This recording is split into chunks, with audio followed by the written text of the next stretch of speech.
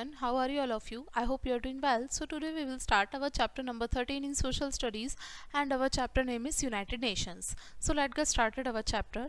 People often quarrel and fight with each other. लोग जो होते हैं अक्सर एक दूसरे से झगड़ा कर लेते हैं या फिर लड़ाई करने लगते हैं.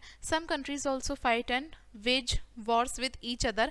अब कुछ देश ऐसे हैं वो भी आपस में लड़ाई करते हैं, अपना आपस में युद्ध होता है. In the space given below, यहाँ पे आपको नीचे स्पेस दिया हुआ है, इसमें आपको ड्राइंग बनानी है कि ये दिखाते हुए कि जब दो देशों के बीच में युद्ध हो जाएगा तो दृश्य किस प्रकार का होगा, कैसा चीज़ें दिखाई देंगी, उसके अनुसार आपको यहाँ पर ये पिक्चर ड्रॉ करनी है ये गिवन स्पेस में. तो चलिए अपना चैप्टर स्टार्ट करते हैं.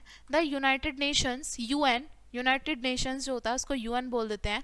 ये एक ऐसी संस्था होती है, एक ऐसी ऑर्गेनाइजेशन होती है जो कि पूरे विश्व भर में शांति बनाए रखने का काम करती है.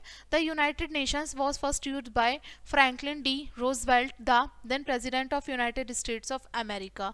जो नेम था यूनाइटेड नेशंस का वो पहले किसके द्वारा इस्तेमाल किया गया था? फ्रैंकलिन डी रोजवेल्ट के द्वारा इस्तेमाल किया गया था, जो कि यूएसए के हमारे प्रेसिडेंट थे.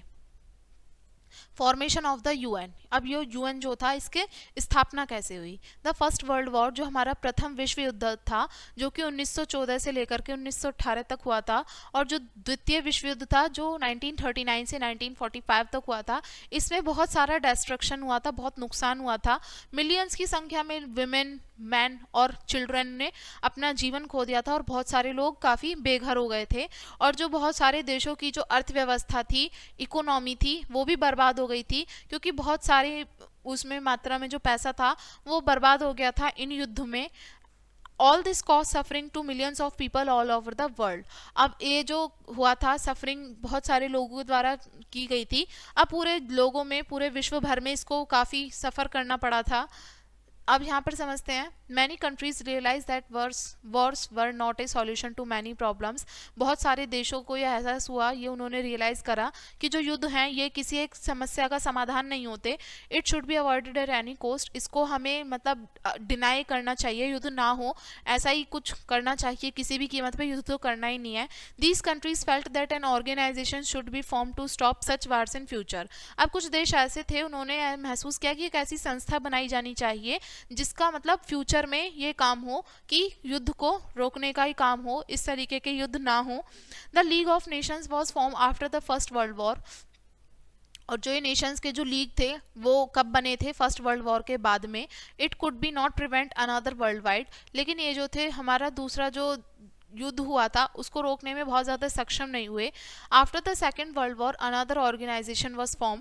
अब जब दूसरा विश्व युद्ध हुआ तो उसके बाद में कोई दूसरी संस्था बनाई गई, इसको नाम दिया गया यूनाइटेड नेशन ऑर्गेनाइजेशन. ठीक है, UNO, United Nations organisation. The UN charter was signed by 50 members.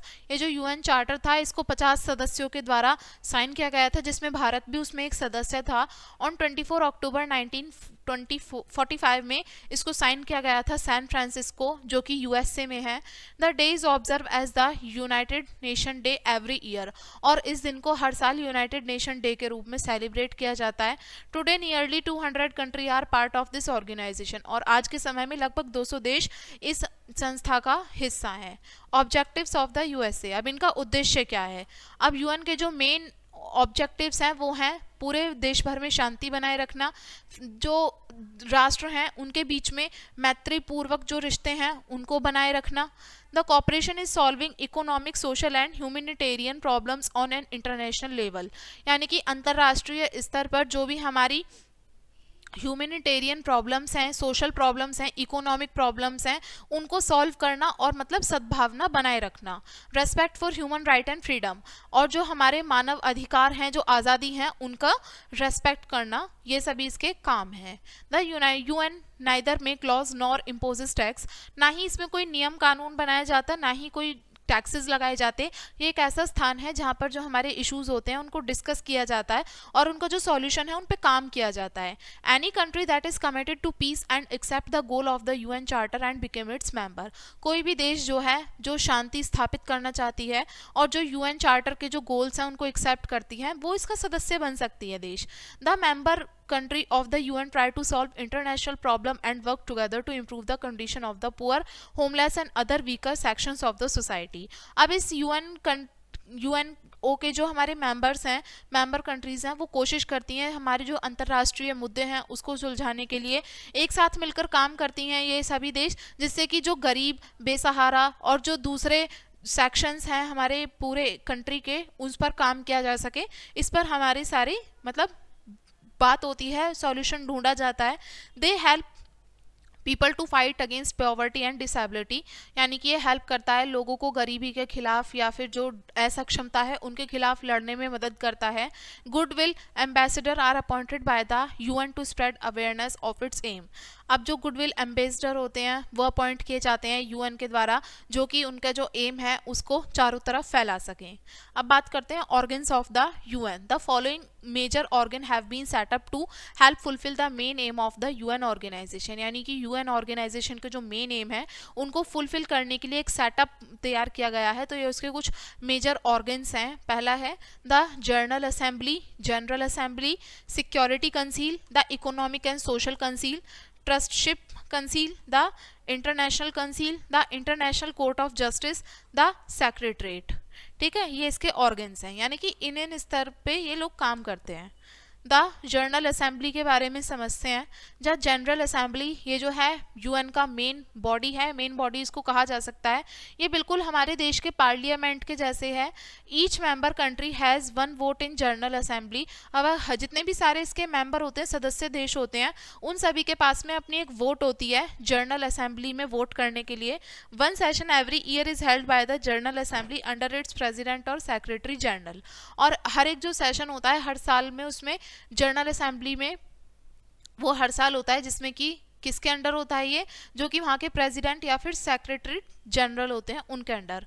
The assembly discuss international problem. और इस असेंबली में क्या क्या चीज़ें डिस्कस होती हैं, हमारी international problems, peaceful resolution of dispute, जो भी झगड़े हैं उनका कोई ऐसा समाधान शांतिपूर्वक निकाला जा सके। बजट पास किया जाता है UN के लिए, यूनाइटेड नेशंस के लिए।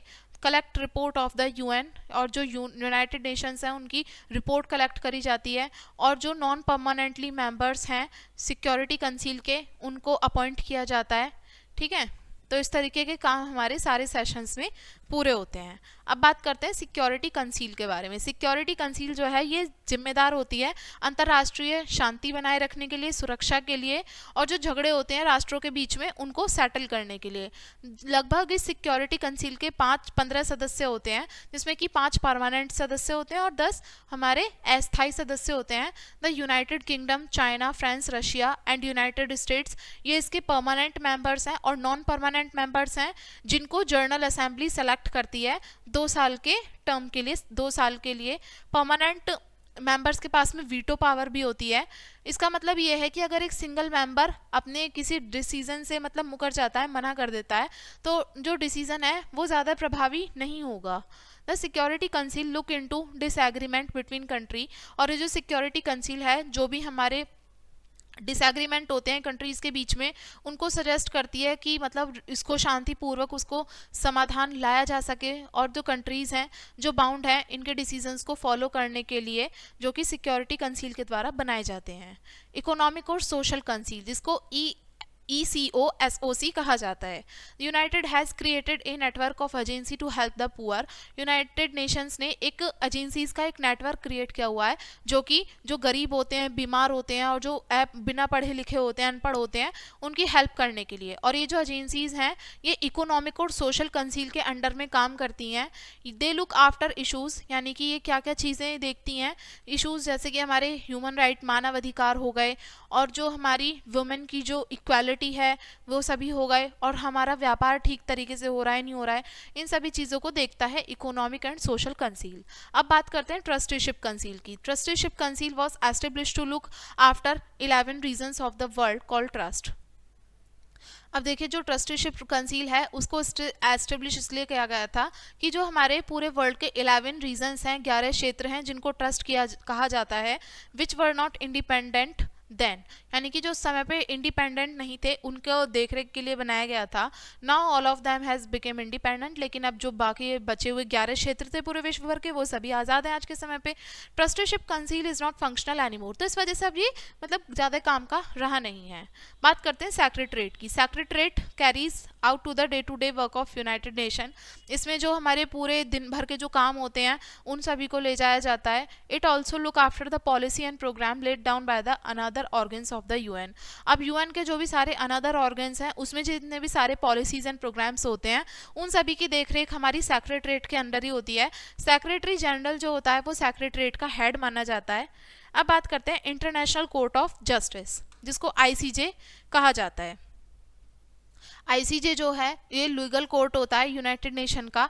It consider dispute between country and advise member country on matter of international law, यानी कि जो हमारे अंतर्राष्ट्रीय कानून हैं उसी के आधार पर जो हमारे सदस्य हैं उनको सलाह दी जाती है। जो भी देशों के बीच में झगड़े हो जाते हैं, ठीक है, वैसे ही यहाँ पर सलाह दी जाती है। द कोर्ट हैज़ 15 जजेस, इस कोर्ट के 15 जज होते हैं। जो हेडक्वार्टर है इसका वो हैग में है जो कि नीदरलैंड में है। ठीक है, ये है हमारा headquarter international court of justice का। अब बात करते हैं agencies of the United Nations. अब इसकी एजेंसीज कौन कौन सी हैं, ठीक है, which employ expert in various field. इसकी अलग अलग प्रकार की हमारी एजेंसीज हैं जो कि अलग अलग क्षेत्रों में काफ़ी एक्सपर्ट हैं, जो कि अलग अलग देशों में हैं। These expert work for benefit for the member countries, और ये जो एक्सपर्ट हैं अपने जो मेंबर कंट्रीज़ हैं उनके लिए काम करते हैं, उनके फ़ायदे के लिए काम करते हैं।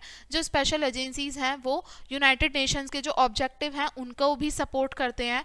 तो चलिए अब हम कुछ ऐसे स्पेशल एजेंसीज़ के बारे में समझते हैं जो कि यूनाइटेड नेशंस के जो उद्देश्य हैं उनको सपोर्ट करते हैं। पहला है यूनिसेफ। यूनिसेफ यानी कि united nation education scientific and cultural organisation.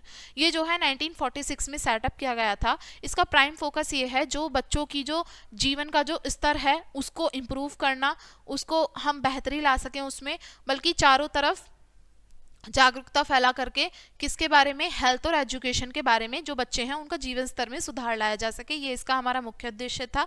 इसका टारगेट ये था कि जो हमारे विकसित देश हैं, ठीक है, उसमें जो भी हमारे बच्चे हैं उनको असिस्टेंस मिल सके, उनको सपोर्ट मिल सके। ये असिस्टेंस प्रोवाइड कराते हैं जो यंग मदर्स हैं उनके लिए, उनकी हेल्थ के लिए, ठीक है। द आंगनबाड़ी प्रोग्राम जो है रूरल पार्ट में वो यूनिसेफ के द्वारा ही चलाए जाते हैं, और इसका जो हेडक्वार्टर है वो न्यूयॉर्क में है। The main prime objective of UNESCO is to improve the living condition of people all over the world by targeting education, यानी कि एजुकेशन को टारगेट करते हुए पूरे वर्ल्ड में जितने भी सारे लोग हैं उनके जीवन स्तर में सुधार लाना यूनिसेफ का हमारा मुख्य उद्देश्य है। ठीक है, it promote international harmony among its member state in the field of education, science, culture and communication, यानी कि ये जो है हमारी अंतर्राष्ट्रीय जो सद्भावना है जो अपने मेंबर स्टेट हैं किसके फील्ड में उसको मेंटेन करना है, जैसे कि एजुकेशन, साइंस, कल्चर और कम्युनिकेशन के माध्यम से। अब इसका जो हेडक्वार्टर है वो पेरिस में है। अब दूसरी बात आती है वर्ल्ड हेल्थ ऑर्गेनाइजेशन, जिसको WHO कहते हैं। ये जो है 1948 में एस्टेब्लिश किया गया था। इसका फोकस ये होता है कि जो हमारे इंटरनेशनल पब्लिक हेल्थ है, अंतर्राष्ट्रीय स्तर पर जो लोगों का स्वास्थ्य है, ठीक है, और फाइट अगेंस्ट वेरियस डिसीजेस, जो बीमारियां हैं उनके विरुद्ध लड़ने में मदद करती है। It try to improve the general health of people by educating them on personal hygiene, sanitation and good food habits, यानी कि लोगों के बीच में साफ सफाई की और फिर अपनी जो पर्सनल हाइजीन होती है और जो फूड हैबिट्स होती हैं उनके बीच में मतलब अवेयरनेस क्रिएट करके इन सभी से मतलब जीवन स्तर सुधारना ही है इसका उद्देश्य। It help wherever there is an outbreak of an epidemic, अगर कहीं पे कोई विपदा आ जाती है, कोई आपदा आ जाती है तो वहाँ पर भी मतलब हेल्प प्रोवाइड कराना इनका मेन ऑब्जेक्टिव है। जो बहुत सारे अलग अलग हेल्थ क्लिनिक्स हैं इंडिया में वो सेटअप किए गए हैं WHO के द्वारा, और ये एक्टिवली कैंपेन करता है जिसमें कि पोलियो, मलेरिया और ट्यूबरकुलोसिस, मतलब इसमें इन बीमारियों का इलाज भी वो होता है इनके हेडक्वार्टर्स में, और इसका हेडक्वार्टर वो जेनेविया में है। द ILO, अब बात करते हैं ILO यानी कि इंटरनेशनल लेबर ऑर्गेनाइजेशन। ये काम करता है जो भी वर्कर्स हैं पूरे देश भर में उनकी कंडीशंस को इम्प्रूव करना। अब इसको अचीव करने के लिए ये अफर्म करता है कि जो भी हमारा डिग्निटी ऑफ लेबर है और फ्रीडम है वो मतलब है या नहीं है। अब है FAO का मतलब होता है फूड एंड एग्रीकल्चर ऑर्गेनाइजेशन। ये जो है सबसे पुराना परमानेंट एजेंसी है यूनाइटेड नेशंस की। इसका एम है जो भी हमारे पूरे देश भर में अंतर्राष्ट्रीय स्तर पर जितने भी सारे देश हैं उसमें न्यूट्रिशन यानी कि जो पोषण है पोषण दे करके और जो लोगों का जीवन स्तर है उसको सुधार करके मतलब भूख जो है स्टारवेशन से जो लोग मर रहे हैं उन सभी को मतलब मेंटेन करना, उन लोगों के स्वास्थ्य को मेंटेन करना इसका काम है। अब बात करते हैं India and the UN, Bharat और हमारे राष्ट्रीय देश। India has been a part of United nation since 1945। अब भारत जो है वो भी यूनाइटेड नेशन का हिस्सा है 1945 से, जब यूनाइटेड नेशन हमारा बना था तब से। Our country is a peaceful living nation which wants to spread the message of peace and brotherhood across the world। हमारा जो भारत देश है वो एक शांति प्रिय देश है, शांति पसंद करता है, जो कि पूरे विश्व भर में लोगों को भाईचारे का और शांति का जो संदेश है वो भी फैलाता है। This is in the consideration with the aim of United nation, जो कि किससे जुड़ा हुआ है, जो यूनाइटेड नेशन का जो एम है उससे भी जुड़ा हुआ है कहीं ना कहीं, जिसका एम है पूरे विश्व भर में शांति बनाए रखना और भाईचारा बनाए रखना। With ever since India has became the member of United nation it has been taking a keen interest in its working.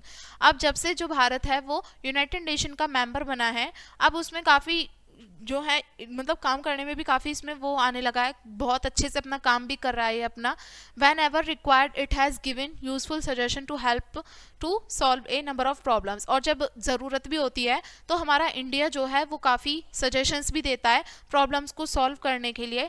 It has been the member of many organ of the United nations such as UNESCO, UNICEF and WHO। और हमारी India जो है United Nations के जितने भी सारे organs हैं जैसे कि यूनेस्को, यूनिसेफ और WHO उनका भी मेंबर रह चुका है भी। India was also elected for the security council, Bharat को सिक्योरिटी कंसील के लिए चुना भी गया था। India was also a regular financial contributor to the UN regular budget. अब UN यूनाइटेड नेशन का जो भी रेगुलर बजट है उसमें फाइनेंशियल कंट्रीब्यूटर भी है, यानी कि आर्थिक रूप से उसमें सहयोग भी करता है हमारा भारत और नियमित रूप से करता है। तो ये था हमारा चैप्टर। अब इस चैप्टर को थोड़ा शॉर्ट में समझते हैं। The first point says the general assembly is the main body of the UN। जो जनरल असेंबली है ये हमारी UN की मेन बॉडी है। Security council is responsible for national peace and security. अब जो सिक्योरिटी कंसील है वो किस चीज़ के लिए जिम्मेदार होती है, जो हमारी अंतर्राष्ट्रीय शांति और सुरक्षा के लिए। सेक्रेटरी जनरल जो है सेक्रेटरीट का हेड होता है। इंडिया जो है ऐसी फाउंडर मेंबर है UN का, ठीक है। फाउंडर मेंबर जो है UN का उसमें से एक देश हमारा भारत भी है। तो ये हमारा चैप्टर था एंड आई होप आपको लेसन समझ में आ गया होगा। बहुत सारी चीज़ें हमने डिस्कस की। तो चलिए वीडियो को यहीं पे एंड करेंगे एंड थैंक्स फॉर वॉचिंग।